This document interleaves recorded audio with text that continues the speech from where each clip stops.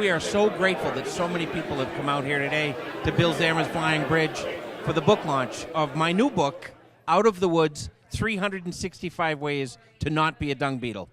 The title, Out of the Woods, actually comes from my own personal story and my battles with addiction and my ability to literally come out of the woods and figuratively. And the book shares a daily dose of gratitude every day for 365 days to help people that are struggling. It's basically a hard copy version of what Troy does every day in terms of inspirational 1 or 2 sentences first thing in the morning on Facebook, which really is, a way to start positive. No matter what's going on, no matter how tough your week is, personal triumphs, personal challenges, it gives you a minute to think about other folks and to look at your own situation with a little more sunlight. Bill Keating, I'm here to wish Troy good luck. He doesn't need it, but more than that, we're here also because of the kind of guy that Troy is. He's a guy that in his life, if you're on his text mails or his emails, he's always giving you inspiration.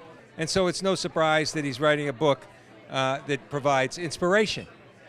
I started writing these quotes many, many years ago, and we decided not too long ago to publish them into a book. So the enterprise, Falmouth Publishing, who we partnered with on my first book, and I got together and just started to put it all together. And Falmouth's artist emeritus, Karen Ronaldo, who's here celebrating with us today, did some beautiful artwork on both the front and the back cover. You couldn't find a better person to do such a great subject, inspirational verses. I think Falmouth is very fortunate to have a person like Troy living amongst us, and the work that he does on a daily basis, not just one column a week, but on a daily basis, that's inspiring to each and every one of us. Good afternoon, and I'm Bill Keating, and here to talk about my friend Troy Clarkson. And it was great that, think of the influence that he has. He actually made sure the Patriots game started at 4:25. It worked around this event here today so that no one would be conflicted by that. It's enormous influence, which we all know in the Falmouth region as well. There's so many people here. It's a group of people, as I looked around, and you look around, it's everyone else you know. And that's really the fact that Troy is the person that puts so many different people together. It's an eclectic crowd and a great crowd here today. I have a very easy assignment, and it's one to introduce the person who's going to introduce Troy. So I'm going to introduce the introducer, if that's the way to put it. And it's really a person that really checks off a lot of the important aspects of why we're gathering here today. Ken Clarkson, like my brother and my father, who's deceased, but my brother, who's a retired police officer and detective and investigator, has done a great job making our community safer in many ways. He also is a person that understands the importance of dealing with prevention and dealing with aftercare issues himself. So in terms of someone that I think certainly knows our guest of honor the best, and in terms of someone who's going to really speak to the theme of the foundation that Troy is going to talk about a little later, we'll have no better person than to call up and ask him to introduce his brother, Ken Clarkson.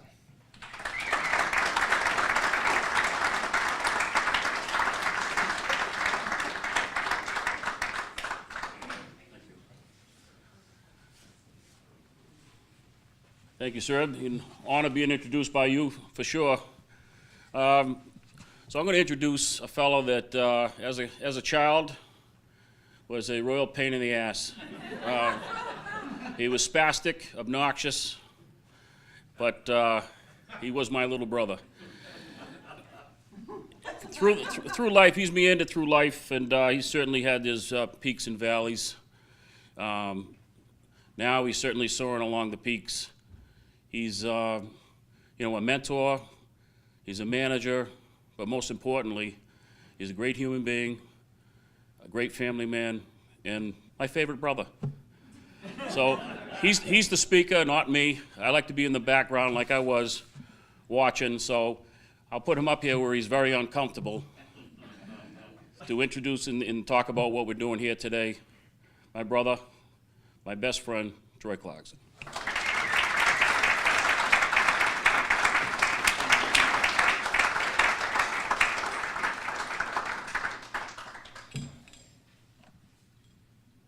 Thank you, KC. Really appreciate that introduction, and thank you to our Congressman, Bill Keating, who is an absolute leader in the area of addiction, not only in our community, but in our nation. So I'm very grateful that he was here today to help kick off this really dual-purpose event.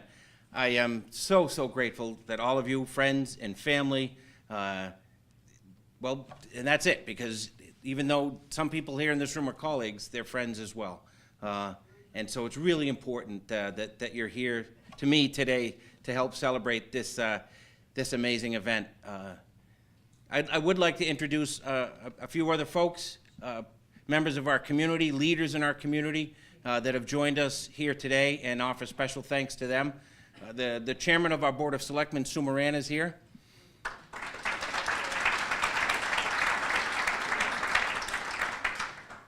Our state representative, Dylan Fernandez. We're very grateful for you to be here, Dylan.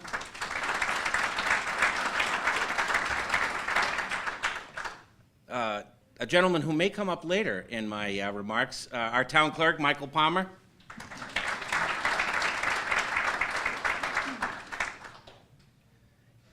Anyone else that thinks that they should be recognized, raise your hand. You know, I should...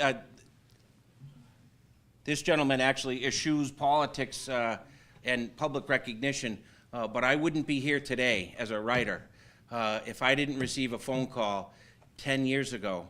And I was sitting at my desk in Plymouth, and the phone rang, and a very tentative voice on the other end of the line said, "Troy, it's Bill Huff from the Enterprise. What would you think about writing a column for us?" And without hesitation, I said yes. And that conversation opened a door to what is now my passion. And so I want to thank you, my friend Bill Huff, for opening that door and helping me become the writer I am today.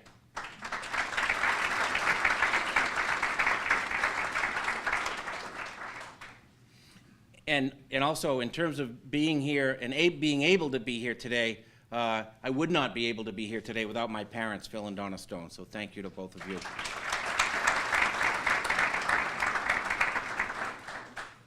My two sisters, Dina and Tara, are also with us today. Tara, thank you for making the trip from New Hampshire, and Dina, thank you for making the long trip from Palmer Ave.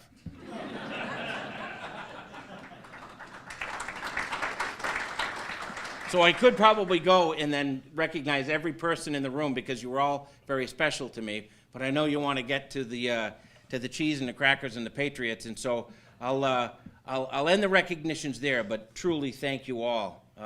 From the bottom of my heart for taking time out of this beautiful day to join us. You know, I like to say that every day is a gift, and that means different things to different people. But it really is true, and understanding that phrase and keeping that gratitude for each day is the foundation of my being. It's who I am, and it's how I live. And I am so profoundly grateful for being able to share that with all of you through this new book. That wasn't always the case. My brother was right, and there were times in my life, many times, for many years, when I struggled under the throes and the debilitating impacts of addiction. When my daughter, Sydney, who's with us today, would have to come out in the driveway and help me out of my car into the home when I arrived home from work. That's not a life that any child should have to live. When my parents would have to lock up their liquor when they went away to Florida in the winter because they knew their son would somehow find his way into their home and drink it, that's no way for a parent to live. When my brother would have to wonder when a call came over the radio in his police cruiser if that was the day that his brother would perish. That's no way for a brother to live. But those of us in the room who are in recovery know that we have those impacts on people's lives. And we wake up every day and swear to ourselves and believe it with every fiber of our being that that will be the last day that we'll drink or use drugs. And I woke up and that day was every day for me. I swore to myself that that would be the last day. And it wasn't. And that happened over and over and over again. But somehow, with the love and the support and the help of many of the people in this room, I found a way off of that hamster's wheel into a life that I could live a day at a time. I'll tell one brief story. I'll tell a few brief stories, but this is my first brief story. I was up the hill in Gosnold trying to get some help, trying to get better a day at a time, and I decided that I probably knew as much, if not more, than anyone that was there. That I could probably teach the clinicians. In fact, the first time I went in, I had a shirt and a tie, and I passed around my business cards, and I sang songs and entertained everyone, and had a really good time. And I walked out the door and got drunk. I was back there not too long thereafter, and I decided that I had had enough, and I left. I had a duffel bag full of clothes, and I marched down the hill down to downtown. What is now Anejo was then an Italian restaurant. I stashed my duffel bag under a bush in front of Town Hall because as someone who served on the Board of Selectmen for many years, I felt an identification with that building. And I walked across the street, not a penny in my pocket, sat at the bar and ordered 2 drinks, a beer and a shot. And my wife at the time didn't know what to do, so she called the only person she knew would answer the phone and would go out and look for me, and that was Mike Palmer. And so he knew where to look. He didn't go looking in the knitting store or in the grocery store. He knew to either go to a bar or a liquor store, and he walked in the bar and he saw me seated at the bar, and there were no cross words spoken. He simply tapped me on the shoulder and said, "Come on, let's go." And I did. Of course, I finished the beer and the shot and went back into treatment.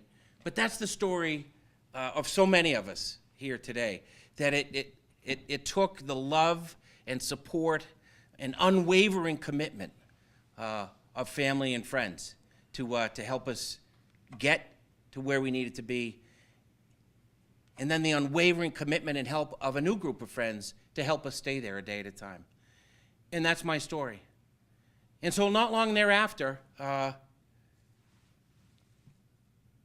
Michael suffered a horrific tragedy in his own life and lost his wife. And I was trying to find a way in my newfound sobriety to find the strength to somehow be helpful. And I decided to search the internet and find an inspirational quote and email it to him every day in the hopes that maybe that would help and provide some comfort. And that's what I did. And it wasn't long thereafter where he and my daughter Sydney and a few other people said, Troy, you could probably come up with your own. And so I did. And I began texting that original quote every day. Many of you in this room to this day receive that quote every day, and if you don't and you'd like to, then when I'm signing books, just let me know and I'll send it to you as well. Because that's my time every day to reflect and be grateful. That's my time every day to really share that gratitude with people about whom I care very deeply. Other people in this room, like Timmy Porter, if I don't send that text by 8 a.m., they remind me that I'm a little late and make sure that I get it done. But it's that commitment and that love and that friendship that keeps me going every day. So we decided to compile all of these daily quotes into a book, and that project began a couple years ago. Much like my first book, which is here and on sale, I reached out to my friend Bill Huff and said, can we do this? And he didn't hesitate for a second, and he brought the resources of his efforts and of Falmouth Publishing that have been doing good work in this town for 150 years, and and it became a reality. But it wasn't enough just to have quotes on a page every day. We needed something to make it a little more interesting, a little more enticing. And there's no better person on the planet, never mind in Falmouth, to help bring words to life through pictures than Karen Ronaldo. And Karen is here today. Thank you for your love and your friendship. And this book wouldn't be what it is without your gift. Where's Karen? She's here somewhere. So that incredible artwork that's on the front and the back covers of the book are the vision and the talent of Karen Ronaldo. The title of the book, Out of the Woods, is symbolic and descriptive of what was probably the worst day of my life, but in other ways, the pathway to every other day of my life. There came a day where I was not welcome at home, where I had no place to go, where the people who loved me enough to tell me that I needed to get well before I could be in their lives. And so my solution, rather than getting help, was to get drunk. And I took a cab to John's Liquor Store, another place that was very familiar to me. And I bought 6 bottles of vodka. I had with me that I had taken from home a blanket, a change of clothes, and of course a book, because I considered myself to be an intellectual. And I took all of those items. I bought that vodka. I walked across the street, and I decided to live in the woods. And I was prepared to either live there for the rest of my life or die there that day. And the way I felt that day, the latter appealed to me much more. And so I found a patch of woods.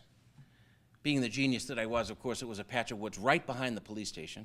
But I found a clearing in that woods, and I spread out the blanket, and I hung my change of clothes on the tree, hence the shirt hanging on the tree on the cover of the book. And I sat down, and I started to read my book, and I started to drink those bottles of vodka. And it wasn't long before I was incoherent, and it also wasn't long before people, my family, most of the Falmouth police and fire departments, and many friends were out searching for me. And I thought I was crafty enough that I could throw the scent off, and I told them I was up in the woods by the hospital, but I had just a little bit of battery left on my cell phone, and I was on the phone with my brother, who was a very skilled and gifted detective, and he figured out where I was.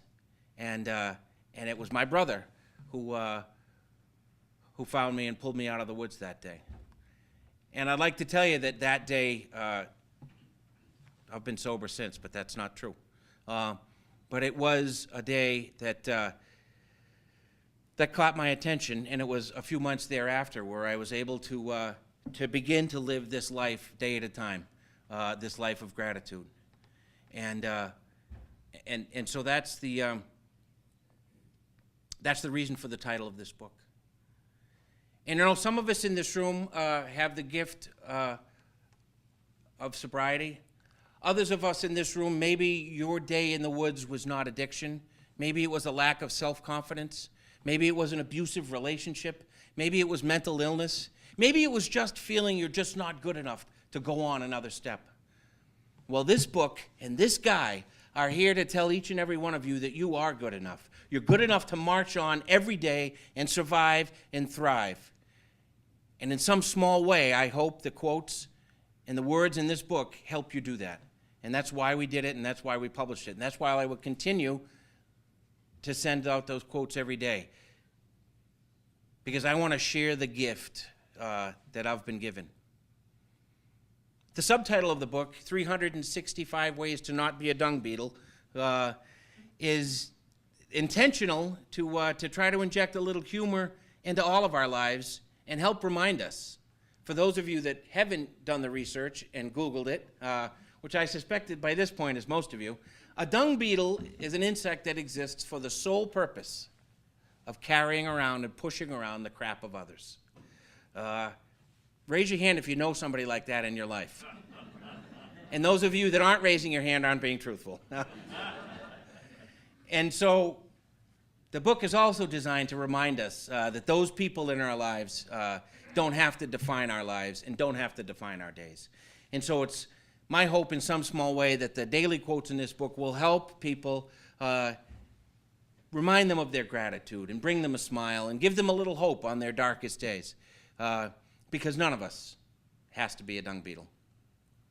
So I am just so grateful that all of you are here. I look out among this room, and I truly could tell a story that touched my heart about every person in this room, and it's so amazing that you've taken time to come and share this moment with me and with my family. I would like to say also, today, we are launching a new nonprofit foundation. The name of it is the Sober Living Foundation, and I'm grateful that a few of our board members are here today to share in this event. My wife, Donna, who is my rock and pushes me to be my best every day, is our treasurer and our executive director. Donna, thank you.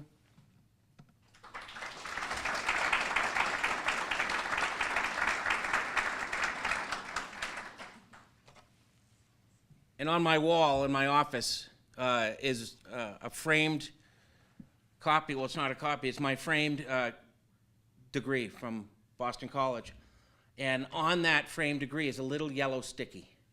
And on it are 3 letters, JMT. And those letters stand for James Morris Tierney, who is also with us today. Jim is on our board for the Sober Living Foundation, is also one of my oldest and dearest friends, and would pull me up off the couch in college to get me to go to class, most of the time under the influence. Me, not Jim. And he, like so many in this room and so many in my life, pushed me to be my best. And he's now giving his time back and donating his time to our foundation to help people a day at a time. So Jim, thank you for your efforts.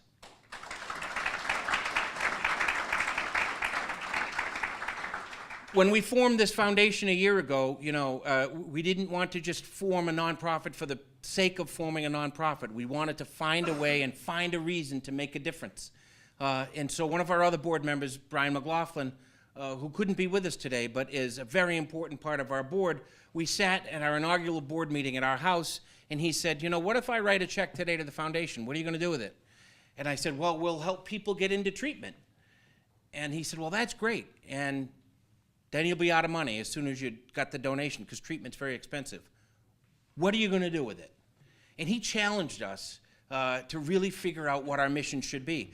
So we've taken the last year and done some research and talked to people, treatment professionals and legislative professionals and medical professionals about where the gaps are in the treatment continuum for people that are suffering with the disease of addiction. And what we've learned is that there's lots of resources available for treatment. Not enough. We need more beds. And we need to hold the insurance companies accountable to get them to pay for those beds. I am speaking specifically right now to Bill Keating and to Dylan. But these are two people who believe in that and are fighting for it every day. But where the real gaps are is after people get out of treatment and helping people find employment and housing and maybe a little leg up to get into some sober housing and finding the right sober housing. So our foundation is dedicated to really fostering and continuing a dialogue on the best aftercare in helping people after they're out of treatment. And so in the coming weeks and months, you'll see some significant efforts on behalf of the foundation.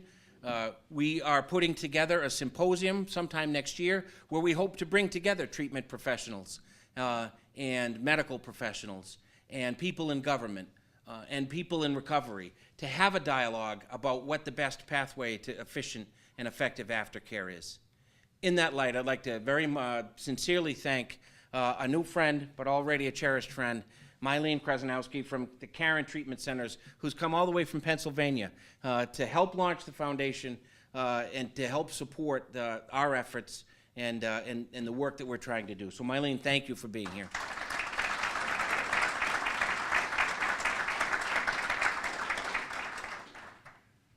So our work in the foundation begins today, but it continues a day at a time, just like our work in recovery.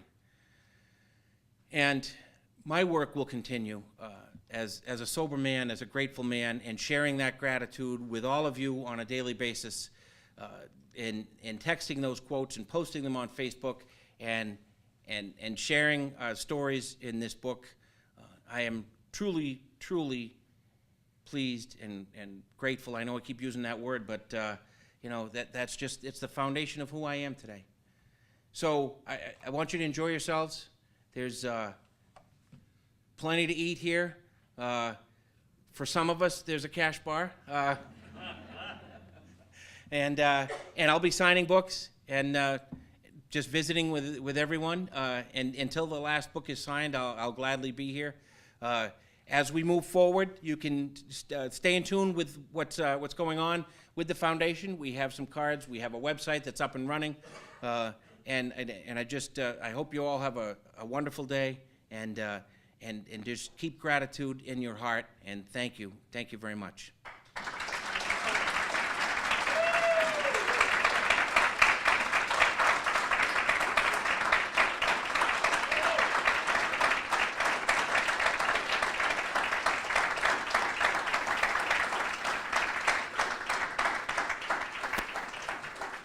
Before I scoot to the back of the room and sign books, we did want to provide anyone that wanted to ask any questions about the book or the foundation or the cheese and crackers.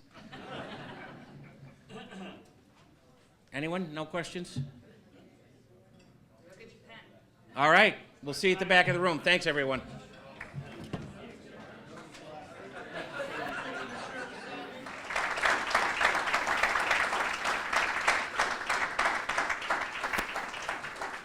Before I scoot to the back of the room and sign books, we did want to provide anyone that wanted to ask any questions about the book or the foundation or the cheese and crackers. Anyone? No questions? All right. We'll see you at the back of the room.